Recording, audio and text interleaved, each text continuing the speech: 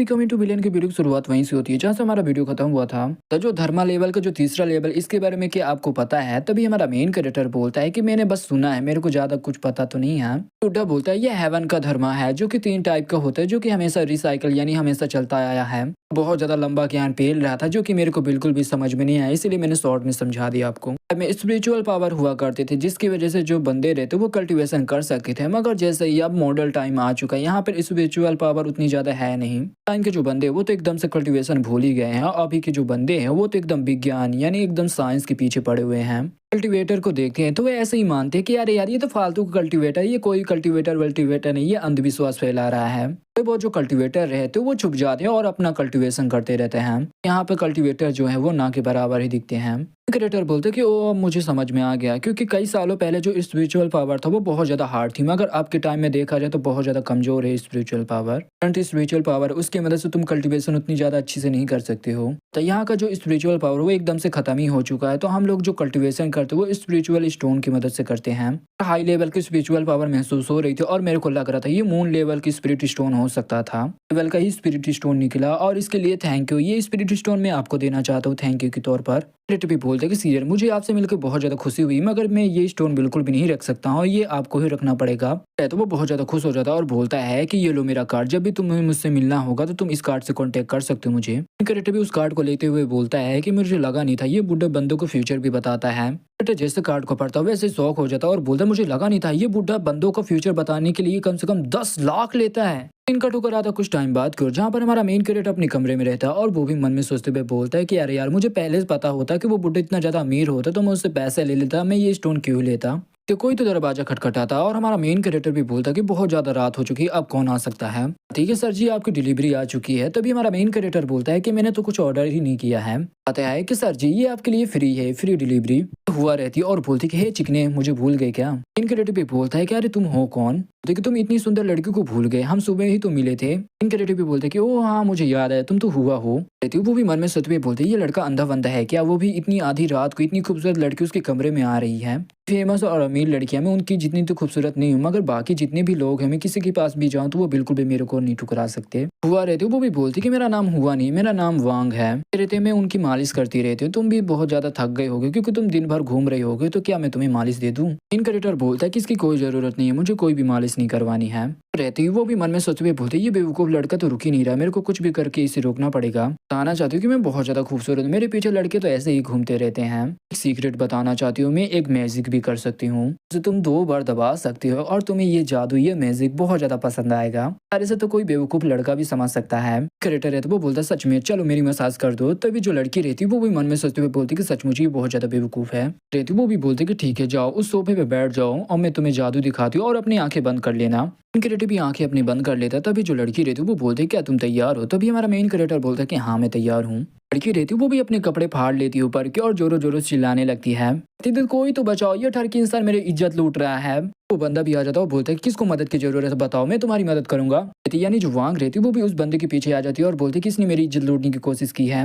Creator को झूठे झूठे इंजामों में फंसाने लगती है और बोलती कि आधी रात को उसने मुझे बुलाया और बोला कि मेरे को मसाज चाहिए और मैं मसाज भी दे रही थी, मगर वो मेरे से जबरदस्ती कर रहा था मेरे साथ। बोलता है क्या बे साले चिकने मैं क्या सुन रहा हूँ, तूने इस लड़की की इज्जत लूटी है तो बहुत ज्यादा कमीना बहुत ज्यादा हरामी इंसान निकल गया। डालूंगा चिकने रहती वो बोलती कि ऐसा मत करो, वैसे भी हम दोनों पड़ोसी एक दूसरे से हमेशा मिलते रहते तो इस प्रॉब्लम को यहीं पर सॉल्व कर देते हैं। बोलता ठीक है साले चिकने आज मैं तुझे छोड़ रहा हूँ, आज जान से नहीं मार रहा हूँ, मगर ये मत समझ के सब कुछ खत्म हो चुका है। अंदर रहता वो भी हमारा मेन कैरेक्टर और वांग की वहीं पर फोटो खींच लेता और बोलता है कि साले तूने इस लड़की की इज्जत लूटने की कोशिश की है, कीमत चुकानी पड़ेगी। 3 दिन के अंदर तुझे 1 लाख मुझे देने पड़ेंगे। अकाउंट नंबर इस अकाउंट नंबर में तुझे कर देना है, पैसे डाल देना 3 दिन के अंदर। क्रिएटर भी बोलता है कि ओ तुम लोग एक्टिंग कर रहे हो, तुम्हारी ये एक्टिंग बहुत ज्यादा खराब है, बहुत ज्यादा बेकार है, तुम लोग तो मुझे स्कैम करके मुझसे 1 लाख पैसे भी लूटना चाहते हो। तो वो भी बोलते क्या बे साले हमें हल्के में लेने की कोशिश मत करनी, हम तुझे मार डालेंगे। साले तू ऐसा नहीं मानने वाला, सबसे पहले मैं तेरी टांग तोड़ूंगा, उसके बाद तू देखने मेरे अंदर कितनी पावर है।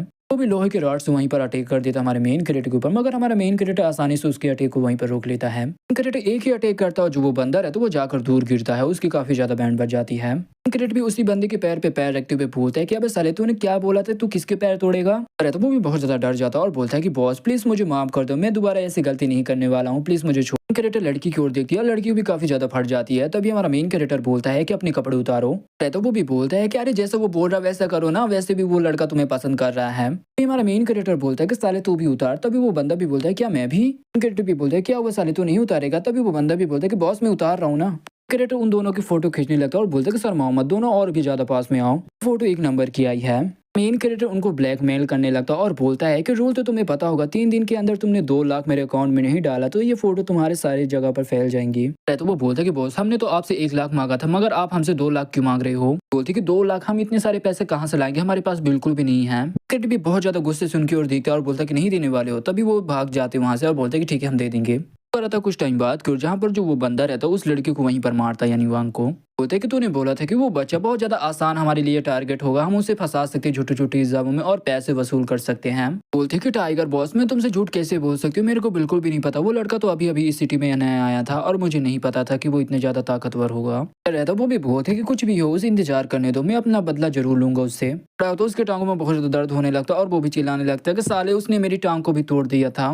भी बोलता है वांग से कि तुम वहां पर क्या कर रही हो, यहाँ पर आओ मेरे को मालिश दो। तभी जो लड़की रहती वो बोलती कि ठीक है। कहता है वो भी वांग के पैरों पे अपना पैर रखता है और धीरे धीरे करके उसके बड़े बड़े अरमानों के पास अपने पैर ले जाता और उसके वहीं पर अरमान दबा देता अपने पैरों से। बोलती कि बॉस आप ये कर क्या रहे हो, ऐसा मत करो। तभी जो बॉस रहता है वो बोलता है कि मैं सही कर रहा हूँ। बॉस रहता है यानी जो टाइगर बॉस रहता है वो भी बोलता है वांग से कि मेरे सामने नाटक करना बंद कर और चल बिस्तर में। फिर बॉस रहता है वो भी वांग से बोलता है कि तुम्हें पता है तुम्हारे ऊपर कितना बड़ा कर्जा है, बात मानोगी तो जो ये कर्जा है ये कर्जा पड़ जाएगा। वो बोलती कि मैं ऐसा बिल्कुल भी नहीं करना चाहती हूँ और ये मेरे को बिल्कुल भी नहीं करना, ना मेरे को ये पसंद है करना, मैं आपका टाइम पे कर्जा जो है मैं चुका दूंगी। रहता वो बोलता है कि तू तो अपने कमरे का रेंट भी नहीं चुका सकती और तू मेरा कर्जा कहाँ से देगी, चल बेड में।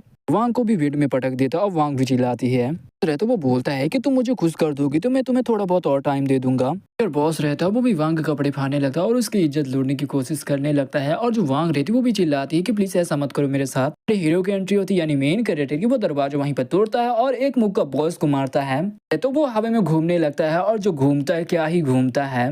कैरेक्टर भी बोलते कि साले तू उस लड़की की इज्जत लूट रहा था, तू उसे बुली कर रहा था, अब मेरे को 3 दिन की बिल्कुल भी जरूरत नहीं पड़ेगी, अब तू अभी देगा मुझे 2 लाख। देखते हुए बोलते कि साले तू फिर से आ गया, पर लक अच्छा था तू बच गया था, मगर इस बार तू बिल्कुल भी नहीं बचेगा, तुझे पता मैं एक फोन करूंगा और कल का तू सूरज बिल्कुल भी नहीं देख पाएगा। कैरेक्टर बोलते कि अच्छा साले तू मुझे धमकी दे रहा है, चल बुला अपने बंदों को। अगर आता है कुछ टाइम बाद की ओर जहाँ पर जो वो बॉस रहता है वो भी अपने बंदों को बुला लेता है और हमारा मेन कैरेक्टर भी बहुत मारता उन्हें और जोर जोर से उनकी चिल्लाने की आवाज आती है और ज्यादा खराब हालत हो जाती है और वो भी पैसा लेकर आता है और बोलता है कि ये लो बॉस आपने जैसा बोला था ये लो 2 लाख, जब भी पैसों की जरूरत हो आप हमें बता दिएगा, हम आपको पैसे दे देंगे। कैरेक्टर भी पैसे गिनने लगता है और बोलता है कि ठीक है पैसे ठीक है चलो यहाँ से निकलो। तभी जो बंदे रहते वो भी डर के वहां से भाग जाते हैं। कैरेक्टर भी लड़की से बोलता है कि ठीक है उन्होंने तो पैसे चुका दिया अब तुम्हारी बारी। रहती वो भी बोलती कि मेरे पास इतने सारे पैसे भी नहीं है। कैरेक्टर भी उस लड़की के पास आता और बोलता ठीक है तो फिर किसी और चीज से तुम्हें कीमत चुकानी पड़ेगी। मांग रहती वो भी अपने कपड़े उतारने लगती है और बोलती है कि सारे लड़के एक जैसे ही रहते हैं, मगर अच्छा हुआ उस बेवकूफ से अच्छा मैं तुम्हें अपनी इज्जत दे दूं। बेड पे लेट जाती है और बोलती कि ठीक है चलो अभी और ले लो मेरी इज्जत। देखती है हमारे मेन कैरेक्टर की, मगर हमारा मेन कैरेक्टर वहां से गायब रहता है। रहती वो भी किचन की ओर आती है और हमारा मेन कैरेक्टर किचन की ओर रहता है। कैरेक्टर वांग से बोलता है कि मैंने तुम्हारी मदद की थी और जो तुम्हारे ऊपर जो कर्ज है उसके बदले में ये नूडल के पैकेट ले रहा हूँ, ये कम है ना। तो कराता कुछ टाइम बाद की जहाँ पर जो वांग रहती है वो हमारे मेन कैरेक्टर के लिए ढेर सारा खाना बना देती है और हमारा मेन कैरेक्टर भी खाया जा रहा होता है और बोलता है ये बहुत ज्यादा टेस्टी है, ये तो और भी ज्यादा है, लेकिन मुझे उम्मीद नहीं थी कि तुम इतना ज्यादा टेस्टी खाना बनाओगी। तो ये वीडियो यहीं पे खत्म होता तो वीडियो में नए तो लाइक करो, चैनल में नए सब्सक्राइब करो। तो मिलते किसी अगली वीडियो के लिए, तब तक के लिए बाय बाय।